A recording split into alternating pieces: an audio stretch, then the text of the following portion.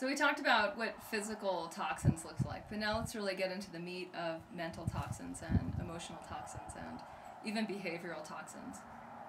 So mental toxins would be anything that goes on in the day that you don't actually fully digest and absorb. So that if you wake up in the morning and you feel overwhelmed, that means you didn't digest whatever happened yesterday.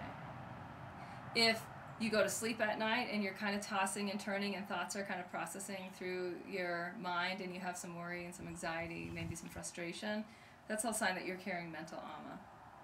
So the cleanse, when we talk about like yogic cleansing, we talk about Ayurveda cleansing, we're talking about holistic cleansing. We're talking about cleansing on every level of your organism.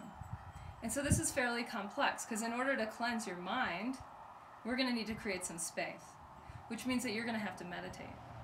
And creating that space and allowing for meditation and building that into your daily process of cleansing is going to have an enormous effect on being able to get more into the subtle toxicity that you're holding in your organism.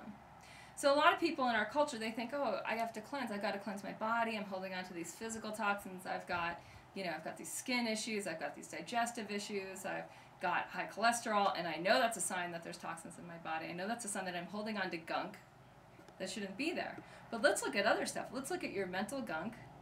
And then let's also look at the behavioral gunk. Let's look at those patterns that you're doing even though you know you shouldn't be doing. Whether it's wasting time watching TV at night even though you know you want to be connecting more in terms of deeper, more intimate relationships.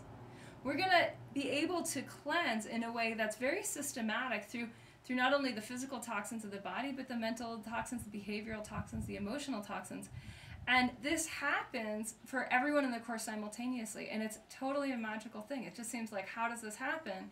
It just happens because we're creating space, and we're using techniques that enable that which hasn't been digested to basically be burnt up by the fire of your awareness.